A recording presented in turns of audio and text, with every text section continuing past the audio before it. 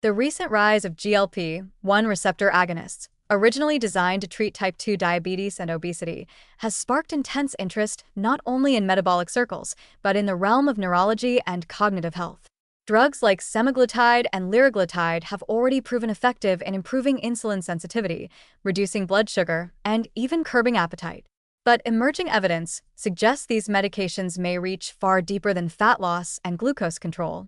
By influencing how the brain regulates sugar, especially through pathways tied to glycogen metabolism, GLP-1 agonists may represent an unexpected bridge between metabolic disease and neurodegenerative disorders like Alzheimer's. At their core, GLP-1 glucagon-like peptide 1 receptor agonists mimic a hormone produced in the gut after eating. In the periphery, they enhance insulin secretion, suppress glucagon, slow gastric emptying, and reduce appetite. But these hormones also cross the blood-brain barrier, where they interact with GLP-1 receptors located in key brain areas involved in energy regulation, memory, and neuroprotection, particularly the hippocampus, hypothalamus, and prefrontal cortex. The brain is uniquely dependent on a steady supply of glucose. Yet in conditions like Alzheimer's disease, glucose uptake becomes impaired early on, a phenomenon sometimes referred to as type 3 diabetes.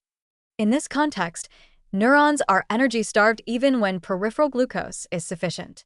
Astrocytes, which normally buffer this problem by breaking down glycogen and delivering lactate to neurons, also become dysfunctional, storing abnormal forms of glycogen, failing to mobilize reserves efficiently, or becoming inflamed. This breakdown in local glucose regulation contributes to synaptic loss, oxidative stress, and the acceleration of cognitive decline. GLP-1 agonists may intervene in several of these mechanisms simultaneously. Early animal studies and small human trials suggest that these drugs can enhance brain insulin sensitivity, reduce neuroinflammation, improve mitochondrial function, and, crucially, normalize astrocyte neuron energy coupling. This includes regulating enzymes involved in glycogen metabolism, such as glycogen synthase and glycogen phosphorylase, which determine how effectively glycogen is stored and broken down in astrocytes. In theory, by improving the precision of glycogen turnover in the brain, GLP-1 agonists may help stabilize local energy supply during cognitive tasks, emotional stress, or even during sleep, when brain detoxification via the glymphatic system relies on adequate energy reserves.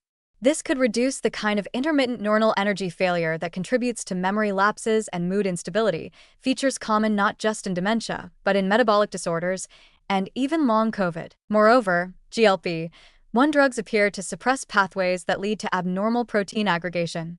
Studies in animal models have shown reduced beta-amyloid and phosphorylated tau accumulation, hallmarks of Alzheimer's, after treatment with GLP-1 agonists.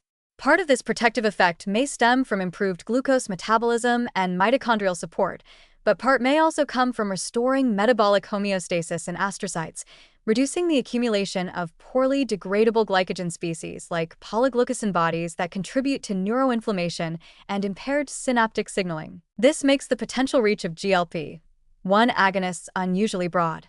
In diabetic patients, these drugs may help delay cognitive decline by addressing both systemic and cerebral insulin resistance.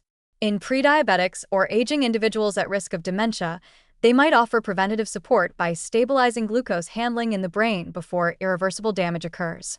And in patients already showing signs of Alzheimer's or Parkinson's, they could slow progression by restoring the energy buffering systems, like brain glycogen, that are increasingly being recognized as critical to neuroprotection. Yet while the promise is real, the story is still incomplete. Most of the studies linking GLP-1 agonists to brain glycogen dynamics are preliminary, often in animals or with indirect biomarkers.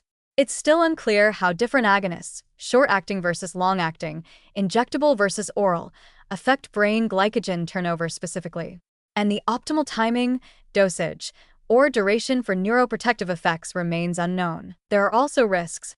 While GLP-1 agonists may enhance insulin signaling in the brain, they can also lower peripheral blood sugar to the point where the brain, especially one with impaired glycogen reserves, might face intermittent hypometabolism. In people with compromised glycogen mobilization due to age, poor sleep, or neurodegenerative disease, this could backfire, leading to new cognitive symptoms or worsening fatigue. Careful monitoring and individualized therapy will be critical. Still, The convergence of evidence from metabolic and neurological research is hard to ignore.